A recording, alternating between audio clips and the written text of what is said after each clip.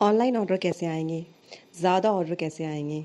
हमारे तो आते ही नहीं हैं, आपके कैसे आ जाते हैं? और ऐसे ही कई सवाल। Hello friends, my name is Nisha and I am a home baker based in Prayagraj. ये टॉपिक अपने आप में ही बहुत बड़ा है और काफ़ी सारे होम बेकर्स या फिर वो प्रोफेशनली काम कर रहे हैं, वो सभी इन चीज़ों के बारे में नहीं बताते। बट मेरी ये पूरी कोशिश रहेगी कि जो मैंने 3.5 साल में बेकिंग का काम करते हुए मैंने जो भी सीखा है मैं आपके साथ शेयर करूँगी। अपनी जर्नी को बताते हुए मैं आपके सारे सवालों के जवाब भी दूँगी। ये वीडियो उन सभी बिगिनर्स बेकर्स के लिए हेल्पफुल होगी जो अपना काम घर से करना चाहती हैं, बहुत कम रिसोर्सेस अवेलेबल होने के बावजूद भी करना चाहती हैं, जो अकेले हैं और फिर भी अपना काम करना चाहती हैं, घर परिवार बच्चे सभी को संभालते हुए अपना काम करना चाहती हैं, जिनके लिए सिर्फ काम, ये बेकिंग का काम सिर्फ काम नहीं, उनकी पूरी जर्नी है, उनकी पूरी पैशन है और लगन है। इस वीडियो में बताऊंगी कि मैंने अपनी बेकिंग जर्नी कैसे स्टार्ट की, मुझे क्या क्या डिफ़िकल्टीज़ हुई, मुझे कहाँ कहाँ क्या क्या करना पड़ा, मैंने अपने बिज़नेस को कैसे प्रमोट किया। अब क्योंकि मैंने 3 सिटीज़ अलग अलग सिटीज़ में मैंने होम बेकिंग का काम किया है, तो ये भी एक अलग एक्सपीरियंस होगा जो आप भी सुन सकते हो और इससे मोटिवेट हो सकते हो। किसी के भी ऑर्डर्स नहीं आते, टाइम लगता है, पेशेंस रखो।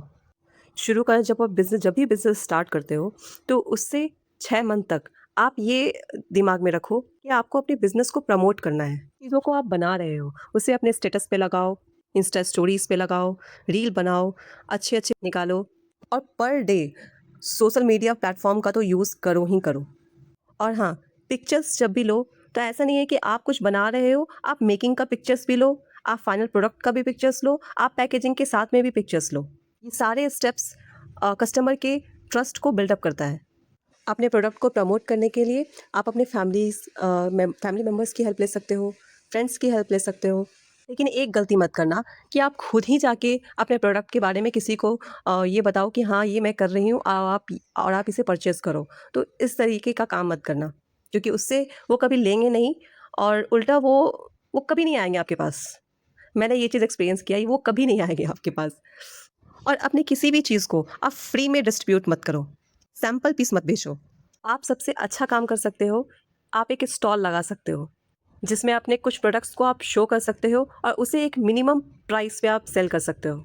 उससे ये होगा कि आपका टेस्ट लोगों तक पहुँचेगा, आपकी डिज़ाइनिंग लोगों तक पहुँचेगी, और आप कैसे फ़ेस टू फ़ेस आपका इंटरेक्शन होगा, तो उनसे लोगों को काफ़ी अच्छा लगता है और वो लोग इंटरेस्टेड होते हैं, आपके प्रोडक्ट में इंटरेस्ट शो करते हैं और वो ज़रूर ऑर्डर करते हैं। आपको वो याद रखते हैं। और हम होम बेकर्स के लिए तो ऐसे लोग ज़्यादा इम्पोर्टेंट हैं जो हमें फीडबैक दें, क्योंकि हमें वही चाहिए होता है। आपने केक दे दिया, बहुत सुंदर केक बनाया, बहुत मेहनत की, रात भर लगे रह गए, लेकिन अगर कस्टमर के तरफ से कोई एक सिंगल फीडबैक भी ना आए तो फिर आपका मन ही उदास हो जाता है। 3 साल का एक्सपीरियंस है बेकिंग लाइन में। मैंने 1 मंथ का बेकिंग का कोर्स किया था ऑनलाइन, जिसमें 15 दिन मैंने 15 तरह के केक बनाए थे। केक में यूज़ होने वाले सारे रॉ मटेरियल्स के बारे में समझ लिया था। अब बारी थी सिर्फ प्रैक्टिस करने की। इनिशियली तो मैंने अपने बिज़नेस का प्रमोशन खुद ही किया किया था।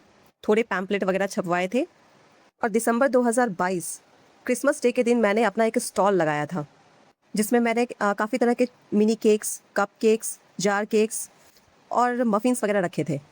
स्टॉल लगाना बिज़नेस प्रमोशन का एक सबसे अच्छा तरीका है। उस दिन मेरे सारे प्रोडक्ट सोल्ड आउट हो गए थे। और हाँ, एक प्रेजेंटेशन के लिए मैंने एक डॉल केक बनाया था, जो कि काफ़ी खूबसूरत था और डिज़ाइनिंग के लिए सिर्फ रखा था ताकि लोग उससे देखकर अट्रैक्ट हो। हालांकि वो सेल नहीं हुआ, वो मैंने लोगों में डिस्ट्रीब्यूट कर दिया था। बाकी सारे छोटे प्रोडक्ट सब सेल हो चुके थे। और ये स्टॉल वाला काम ना आप दिवाली से पहले और होली तक ये काम कर सकते हो। कभी भी आपको जब भी मौका मिले, जहाँ भी स्टॉल लगाने का, आप ज़रूर लगाओ। इससे लोगों में प्रमोशन भी होगा, आपका टेस्ट भी पहुंचेगा, आपकी डिज़ाइनिंग भी पहुंचेगी लोगों के पास और आपको जा के लोगों को बताने की ज़रूरत नहीं पड़ेगी और आपको फ्री में भी कुछ चीज़ें देने की ज़रूरत नहीं पड़ेगी। तो मिनिमम कॉस्ट पे सेल करो इनिशियली। ऐसा नहीं है कि कोई प्रॉफिट ना हो, थोड़ा प्रॉफिट तो रखना ज़रूरी है। स्टार्ट हुई थी रुद्रपुर उत्तराखंड से। मुश्किल से मैंने वहाँ पे 3 महीने काम किए होंगे एज अ होम बेकर। फिर मेरे हस्बैंड का ट्रांसफ़र हो गया कश्मीर, श्रीनगर। तो हम लोग अप्रैल में शिफ्ट हो गए थे कश्मीर। अब क्योंकि पूरे घर के सामान से शिफ्ट हुए थे, तो सब कुछ अरेंज करने में लगभग मुझे 2 मंथ 3 मंथ लग गए थे वहाँ सेट करने में। और साथ ही में मेरा छोटा सा बेबी 3 डेज़ का। तो इनिशियली तो मुझे काफ़ी स्ट्रगल करना पड़ा क्योंकि मेरे साथ कोई नहीं था, सिर्फ मैं और मेरे हस्बैंड और मेरा बेबी था। 3 मंथ के घर के शिफ्टिंग के बाद सब कुछ एडजस्ट कर दिया। उसके बाद अगस्त से मैंने फिर स्टार्ट किया अपना बेकिंग का काम थोड़ा बहुत। इंस्टाग्राम पे डालना शुरू कर दिया, व्हाट्सएप पे डालना शुरू कर दिया, लोकेशन चेंज कर दिया इंस्टाग्राम पे। और फिर इंस्टाग्राम से ही मुझे एक ऑर्डर रिसीव हुआ था बियर केक के लिए, सॉरी चॉकलेट ड्रिपिंग केक के लिए। अब वो 2 पाउंड का उनको केक चाहिए था और वैसे डिज़ाइन में पहली बार बना रही थी। मुझे काफ़ी डर भी लग रहा था कि मैं अच्छा बना पाऊँगी कि नहीं, एग्जैक्ट जैसा उन्होंने रेफरेंस पिक्चर भेजा था वैसा मैं बना पाऊँगी कि नहीं। तो उस 2 पाउंड के केक के लिए मैं पूरी रात भर उसमें लगी रह गई। कुछ भी हो, पिक्चर के अकॉर्डिंगली उसका पूरा कॉपी मुझे करना है और उस मोटिवेशन के साथ मैंने काम किया। और फिर क्या था, वहाँ से तो फिर केक्स के ऑर्डर्स आए, इतने डिफरेंट डिज़ाइन के। कश्मीर के लोग, बाहर के लोग, जहाँ मैं रह रही थी वहाँ के लोग ज़्यादा ऑर्डर नहीं करते थे। इवन कि जो अननोन थे वो ऑर्डर करते थे। तो ये हमेशा याद रखो, जो अननोन रहेंगे वही ऑर्डर करेंगे आपके साथ। और उसके बाद रिपीट कस्टमर आने लगे और फीडबैक तो वो लोग भर के देते थे। इतनी खुशी होती थी उनके लिए केक बना के। और आज तक मुझे वो लोग कॉल करके, मैसेज करके कितनी बार पूछते हैं, क्योंकि कितने लोगों को हालांकि मैंने इंस्टाग्राम पे अपडेट कर दिया था कि मैंने कश्मीर छोड़ दिया है, मैं प्रयागराज शिफ्ट हो गई हूँ, लेकिन फिर भी उनका मैसेज आता था। तो they are so much connected to me. और उनको काफ़ी दुख था कि मैंने कश्मीर छोड़ दिया है। लोगों ने तो मुझे ऐसे मैसेज किया। तो इतना ट्रस्ट बिल्ड करना लोगों के साथ। और पूरे मैंने 2 साल तक लगातार काम किया कश्मीर में। इसमें तो मैंने ज़ोमैटो को भी जॉइन कर लिया था, ज़ोमैटो के साथ भी काम किया। उसके साथ भी काम करके मुझे अच्छा फ़ील हुआ। 7-8 मंथ मैंने लगभग काम किया होगा ज़ोमैटो के साथ में। वहाँ से भी खूब सारे ऑर्डर्स आए, बहुत सारे।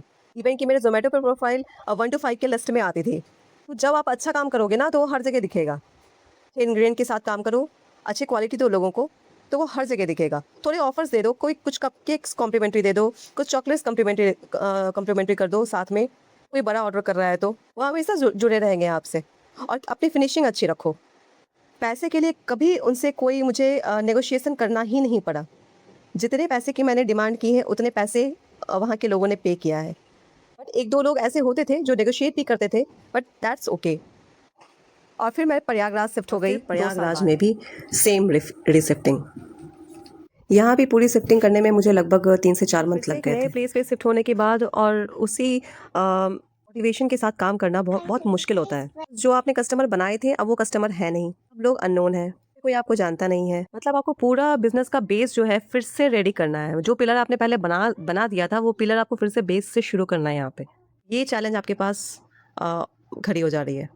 तो ऐसा होते रहेगा। इससे डिमोटिवेट होने की बिल्कुल ज़रूरत नहीं है, क्योंकि मुझे पता है कि अभी आज मैं यहाँ हूँ, 1-2 साल के बाद फिर मेरा कहीं हस्बैंड का ट्रांसफ़र होगा, वो फिर मुझे कहीं जाना पड़ेगा। तो मैंने अपने माइंड को वैसे सेट करके रखा हुआ है। मैं इस चीज़ से बिल्कुल डिमोटिवेट नहीं होती। क्यों डिमोटिवेट नहीं होती? उसका रीज़न ये है कि मेरे पास स्किल है और ऐसा स्किल है जो मैं कहीं पे भी जाऊँगी तो मैं उस स्किल के साथ अपना काम कर सकती हूँ। प्रयागराज में भी मैंने स्टॉल लगा चुकी हूँ क्रिसमस डे के दिन में ही, पिछले साल। और वहाँ से भी जो इंस्टेंट फीडबैक होता है ना, वो कस्टमर ने दिया है। मुझे उसको रिकॉर्ड करना चाहिए था, बट मैं वो कर नहीं पाई। यहाँ पे भी बहुत सारे प्रोडक्ट ऑलमोस्ट सेल हो चुके थे, बस थोड़े ही प्रोडक्ट मेरे पास बचे थे, जो मैं घर लाके फिर मैंने और लोग जो जहाँ मैं रेंट पे रहती हूँ वहाँ पे सब डिस्ट्रीब्यूट कर दिया था मैंने। तो थोड़ा बहुत तो इन्वेस्टमेंट लगेगा ही, उसे डिमोटिवेट होने की ज़रूरत नहीं है। थोड़ा इन्वेस्टमेंट तो किसी भी बिजनेस में लगता है। लोगों का ट्रस्ट बिल्ड करने में टाइम लगता है। अपने आप पर कॉन्फिडेंस रखो, फैमिली मेम्बर्स की हेल्प लो, अच्छे फ्रेंड्स, क्लोज फ्रेंड्स हैं तो उनकी हेल्प लो। और अगर कोई कस्टमर पहली बार आपसे ऑर्डर कर रहा है तो उसे सबसे अच्छा प्रोडक्ट दो और उस प्रोडक्ट को मेंटेन रखो। लेकिन एक रिक्वेस्ट मेरी कस्टमर से भी रहे, प्लीज़ होम बेकर के साथ नेगोशिएट मत किया करो, because they are not selling their product, they are selling their skills as well. वो अच्छे क्वालिटी, अच्छे डिज़ाइन, ओवरवेट प्रोडक्ट्स, हमेशा कुछ ना कुछ कॉम्प्लीमेंट्री। होम बेकर से हमेशा बेनिफिट है, किसी को भी लॉस नहीं है किसी चीज़ में।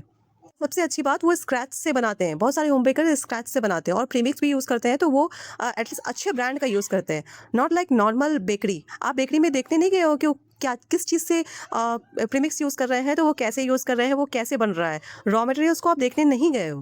बट एक होम बेकर जब कोई चीज़ बनाती है ना, तो उस पर आप पूरा ट्रस्ट कर सकते हो। और खास करके जो होम बेकर वीडियो के साथ में बहुत कुछ बना रही है, तो उस पर तो आप पूरा ही ट्रस्ट कर सकते हो।